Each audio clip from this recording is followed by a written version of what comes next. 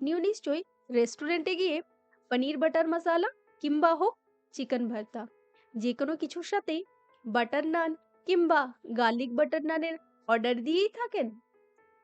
তাহলে এরপর থেকে এইসব খেতে গেলে আর রেস্টুরেন্টে যেতে হবে না। নমস্কার বন্ধুরা, আমি সোনালী, আপনাদের সবাইকে স্বাগত জানাই জাস্ট রান্না বাই সোনালীর পক্ষ থেকে। আজ আমি চলে এসেছি বাড়িতে বসেই খুব সহজেই দু রকমের নান তৈরির রেসিপি নিয়ে। তাহলে চলুন ঝটপট করে দেখে নিন এই রেসিপিটি।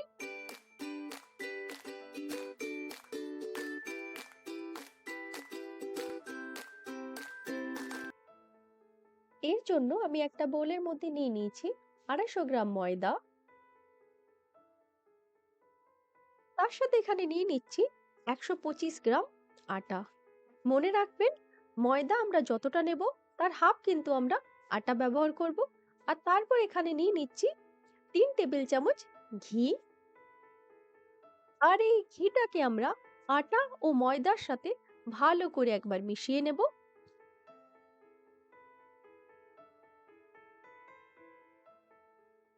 এই দেখুন, আমি এখানে খুব ভালো করে এই তিনটেকে একসাথে মিশিয়ে নিয়েছি। এরপর আমি এখানে দিয়ে দিচ্ছি 3 টেবিল চামচ টক দই, 1 কাপ দুধ যেটাকে আমি গরম করে ঠান্ডা করে নিয়েছি। তার সাথে দিয়ে দিচ্ছি এখানে হাফ চা চামচ চিনি, স্বাদ মতো নুন, হাফ চা চামচ বেকিং সোডা আর হাফ চা চামচ বেকিং পাউডার। প্রথমে আমি চামচ দিয়ে এটাকে একটুখানি মিশিয়ে নিচ্ছি।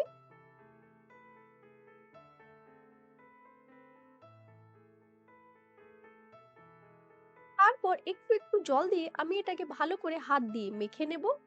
আমি এখানে একটা সফট ডো তৈরি করে নেব।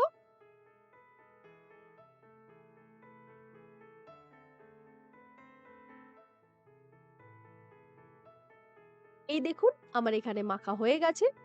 এখানে এই ডোটা কিন্তু খুব বেশি টাইট হবে না, একটুখানি সফট থাকবে। আর এরপর এখানে একটুখানি তেল বা ঘি লাগিয়ে দেবেন এই ডোটার উপরে। আমার এখানে যে অবশিষ্ট ঘিটা আছে আমি ওটাই এখানে লাগিয়ে দিচ্ছি। এভাবে ওপর দিকটা লাগানোর পর নিচের দিকটাও ভালো করে ঘি লাগিয়ে দেব আমি। তারপর এইভাবে একটা ভেজা কাপড়ে এটাকে ঢেকে রেখে দেব। কাপড়টা যেন খুব বেশি জল না থাকে, ভালো করে নিংড়ে নিয়ে তারপরে ঢাকা দেবেন। আর তারপরে এভাবে একটা প্লেট ঢাকা দিয়ে দেব। এই ডোটাকে আমি 4 থেকে 5 ঘন্টা এভাবেই রেখে দেব। আপনাদের হাতে সময় যদি না থাকে তাহলে অ্যাটলিস্ট 2 থেকে 3 ঘন্টা এভাবেই রেখে দেবেন। ফিরে এসেছি 4 ঘন্টা পর। চলুন দেখি এই ডোটা কেমন হয়েছে। এই দেখুন, এই ডোটাও সফট হয়েছে আর এর ফরমেন্টেশনটাও খুব ভালো হয়েছে।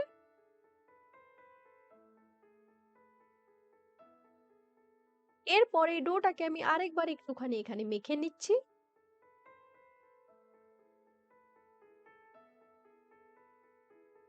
এরপর এই ডোটাকে আমি প্রথমে দুভাগে ভাগ করে নেব আর তারপর ছোট ছোট মিডিয়াম সাইজের লেচি কেটে নেব।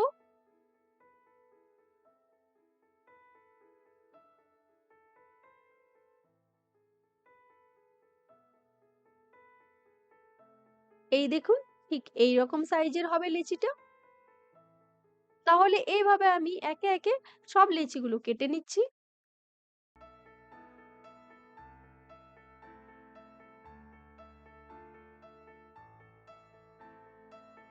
এখানে আমার সব লেচিগুলো কাটা হয়ে গেছে।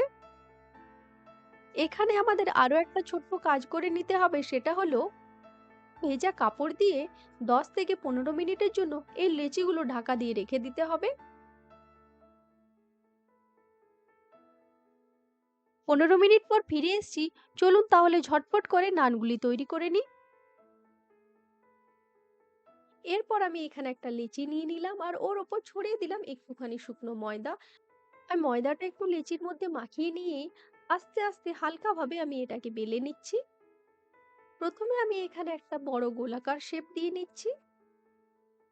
তারপর ঠিক যেন রেস্টুরেন্টের মতো আমি এখানে একটু লম্বাটে শেপ দিয়ে নিচ্ছি।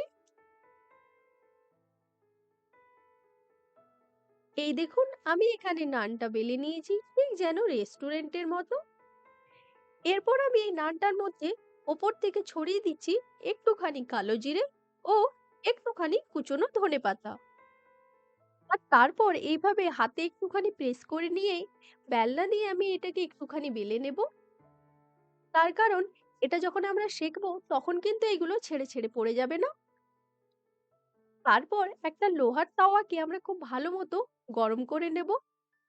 আর এই লোহার তাওয়াটা এতটাই ভালোভাবে গরম করে নিতে হবে, যখনই আপনি ওর মধ্যে জলের ছিটে দেবেন তখনই যেন ভাপ হয়ে ওপরের দিকে উঠে যায়। আর এক হাতে নানটিকে রেখে নিয়ে উল্টো সাইডে ভালো করে একটুখানি জল লাগিয়ে দেবেন। তারপর ধীরে ধীরে আমি তাওয়ার মধ্যে এটিকে দিয়ে দিচ্ছি। দেওয়ার পর এইভাবে একটু আমি চেপে চেপে দেব, যাতে করে তাওয়ার মধ্যে আটকে যায়। এখানে কিন্তু ননস্টিক জাতীয় কোনো কিছু ব্যবহার করবেন না। লোহার তাওয়াই এখানে বেস্ট অপশন।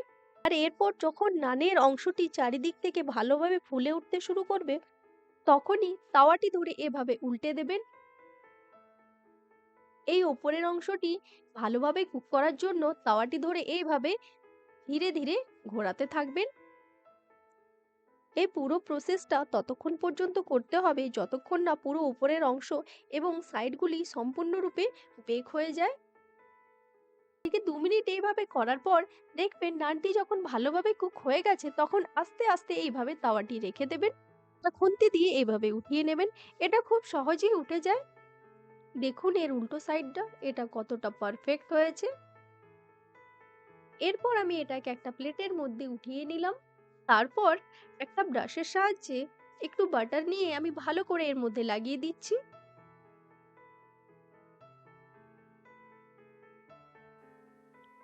তাহলে এখানে আমাদের তৈরি হয়ে গেল বাটার নান। এরপর আমি আপনাদের এখানে একটা গার্লিক নান করে দেখাচ্ছি। এর জন্য আমি এখানে একটা লেচি নিয়ে নিয়েছি আর উপর থেকে একটু ময়দা ছড়িয়ে দিয়েই আমি সেম প্রসেস ফলো করে এই লেচিটি বেলে নেব। আর বেলাটা কমপ্লিট হয়ে গেলে আমি এখানে দিয়ে দিচ্ছি একটুখানি কালো জিরে। তারপর এখানে নিয়ে নিয়েছি কিছুটা কুচনো রসুন। এই রসুনটাকে আমি একটা গ্রেটারের সাহায্যে ভালো করে গ্রেট করে নিয়েছি। আর এই কুচনো রসুনটা আমি নানের চারিপাশটা ভালোভাবে লাগিয়ে দেব।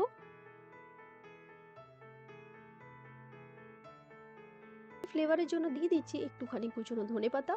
আর তারপরে এভাবে হাত দিয়ে চেপে চেপে এটাকেও একটুখানি বেলে নেব।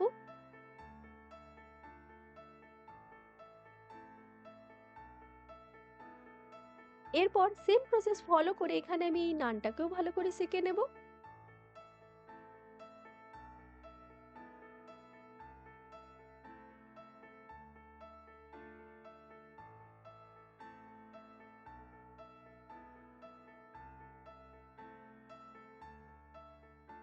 এরপর এটাকেও একটা প্লেটের মধ্যে উঠিয়ে নিচ্ছি আর তারপর ব্রাশের সাহায্যে ভালো করে বাটার লাগিয়ে দিচ্ছি।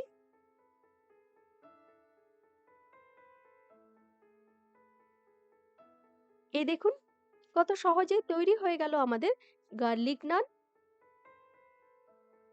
তাহলে নরম ও সুস্বাদু বাটার নান এবং বাটার গার্লিক নান দুটোই পরিবেশনের জন্য প্রস্তুত। আমি এখানে আমার পছন্দের চিকেন ভর্তা দিয়ে এই রেসিপিটি সার্ভ করছি। আপনি চিকেন বাটার মশালা, দাল মাখানি বা আপনার পছন্দের যে কোনো রেসিপির সাথে এটি ট্রাই করতে পারেন। আমি আপনাদের এটা ছিঁড়ে দেখাচ্ছি এটা কতটা নরম। দেখুন কেবলমাত্র দুটি আঙুলের সাহায্যে এটা কত সহজে ছিঁড়ে যাচ্ছে। এটা যদি আপনি 1 ঘন্টা পরে খান তাহলে কিন্তু এতটাই নরম থাকবে এটা। তাহলে আপনারাও তাড়াতাড়ি এই রেসিপিটি বানিয়ে ফেলুন। আর হ্যাঁ, অবশ্যই আমাকে লাইক, শেয়ার অ্যান্ড সাবস্ক্রাইব করবেন আর কমেন্ট করতে কিন্তু একদম ভুলবেন না। তাহলে এই ভিডিওটি দেখার জন্য ধন্যবাদ। ভালো থাকবেন, সুস্থ থাকবেন।